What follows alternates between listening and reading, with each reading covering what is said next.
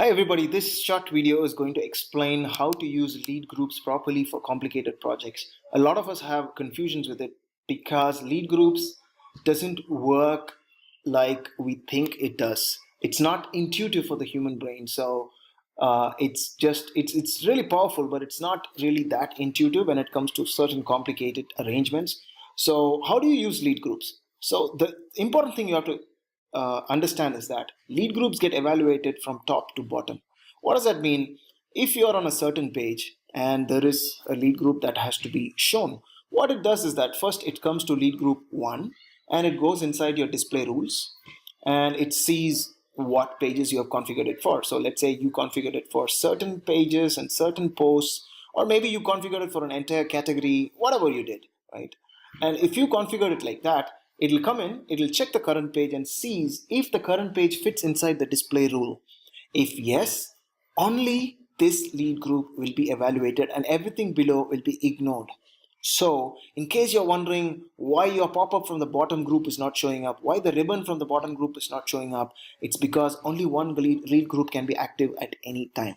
So it's just the way it is designed. So the drawback of this method is that in case you want something that's site-wide, let's say you want to show a ribbon that's site-wide, there is no way to do that. You can't do it just in one place. You have to replicate that ribbon into each and every one of these lead groups. It's just the way it is. There is no way to kind of work around it. You have to just duplicate it and it becomes a maintenance nightmare. I have client sites where they have 20 lead groups and sometimes we just replicate it 20 times.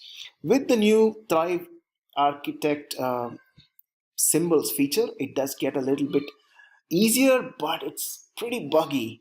And I'm guessing probably it's going to take a while before they iron out the bugs, or they might not. It's just as you work with Thrive, you know, um, ecosystem, you kind of learn to deal with the bugs, and it's just becomes something that the company probably takes it for granted. Anyway, so that's clear. So remember that lead groups, only one lead group will ever be active. So you cannot expect one element from this lead group and one element from this lead group to be active on the same page. Drill that clearly into your mind so that you don't end up wasting a lot of time. Second thing is that when you create a new opt-in form, remember to come back and turn on display on desktop and display on mobile. Otherwise, you might be wondering, scratching your head why it doesn't work. So that's the second tip.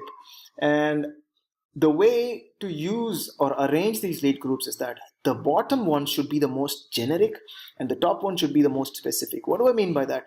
Let's say you have something that should be shown on all blog posts. I will put that in the bottom. And if you have something that to be shown on a certain category of blog posts, but not all, I'll put that on top of this one. And then if you have something that should be shown on only two of your blog posts, then I'll put it on even on top. So that way, when it evaluates top down, it'll go through the specific ones. And if the specific ones are triggered, it'll show those elements, let's say post footer or whatever opt-ins. It'll go to the next one, category wide. And the last one would be the all posts.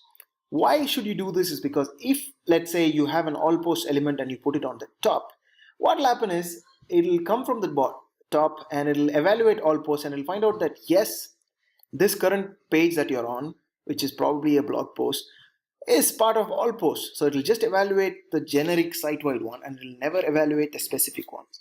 A lot of you might be scratching your head and breaking your head why my pop-up is not being configured properly. This is why. I hope this short tip helped. And I'm going to make probably other videos for Thrive boxes, which is the simplest one, and probably one for lead shortcodes and sign up segue. Thank you. Leave your comments and questions below. See you.